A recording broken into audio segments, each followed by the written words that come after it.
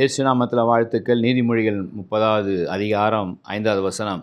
தேவனுடைய வசனமெல்லாம் புடமிடப்பட்டவைகள், தம்மை அண்டிக் கொள்ளுவர்களுக்கு அவர் கேடகமானவர்.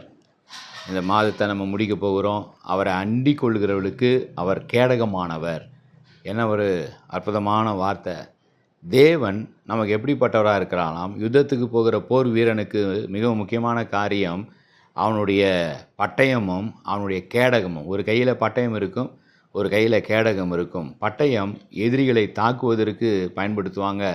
கேடகம் எதிரிகள் எய்கிற அம்புகள், எதிரிகள் இருந்து வருகிற தாக்குதல்களை தடுத்து தம்மை பாதுகாத்து கொள்வதற்கு அந்த கேடகத்தை பயன்படுத்துவாங்க.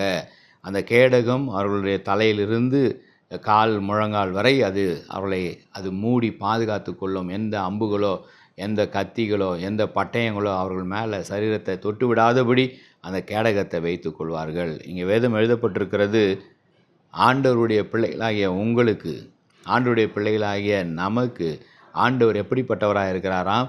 கேடகமாக இருக்கிறார். யாருக்கு? அவரையே நம்பி இருக்கிறவர்களுக்கு, அவரையே அண்டிக் கொள்கிறவர்களுக்கு, அவரையே பற்றி பிடித்து கொள்கிறவர்களுக்கு.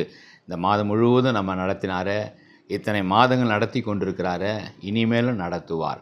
எத்தனை அக்கினி அஸ்திரங்களை சாத்தான் நம்ம மேலே எய்தாலும், உங்கள் மேலே, உங்கள் குடும்பத்தின் மேலே, உங்கள் பிள்ளைகள் மேலே, உங்களுடைய தொழில் வியாபாரத்தின் மேலே எய்தாலும் அது நம்மை அணுகாது. ஏனென்றால் அந்த கேடகம் எப்படி அந்த போர் வீரனை சுற்றிலும் இருந்து வருகிற காரியங்களிலிருந்து தடுத்து நிறுத்தி பாதுகாக்கிறதோ, அதை போலவே ஆண்டவர் உங்களுக்காக, எனக்காக கேடகமாக இருக்கிறார். அதனால் சங்கீதக்காரன் அடிக்கடி சொல்லுவான், நீரே என் கேடகம், நீரே என்னுடைய கோட்டை, நீரே என் தஞ்சம், நீரே என் துருகம், நீரே என்னுடைய நம்பிக்கை, நீரே எனக்கு எல்லாம் ஆண்டவரே என்று அவன் சொல்லி துதிக்கிறதை நம்ம பார்க்குறோம். ஆகவே கவலைப்பட வேண்டாம். இந்த மாதத்தை அற்புதமாய் முடிக்க ஆண்டவர் கிருபை பாராட்டினார். அவர் நமக்கு பரிசையும் கேடகமாக இருக்கிறார். ஆகவே அவருக்கு நன்றி செலுத்துவோம், அவரையே அண்டிக் கொள்வோம், அவரை பற்றி பிடித்து கொள்வோம்.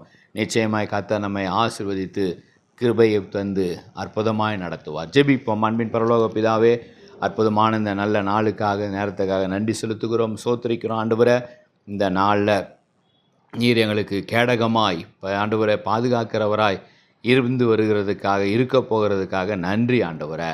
ஆண்டவரை எந்த மனிதனும், எந்த சக்திகளும், எந்த அந்தகாரங்களும், எந்த பிசாசின் கிரியைகளும் எங்களை தொட முடியாது. நீர் கேடகமாய் இருக்கிறீர் ஆண்டவரை, அப்படியே பாதுகாத்து இருக்கிறீர், வழிநடத்தி கொண்டிருக்கிறீர். நன்றி செலுத்துகிறோம். ஆசீர்வதிங்க, பலப்படுத்துங்க, கிருபைக்குள்ளே மூடிக்கொள்ளுங்க. இயேசு மூலமாக நல்ல பிதாவே. ஆமேன், ஆமேன். God bless you.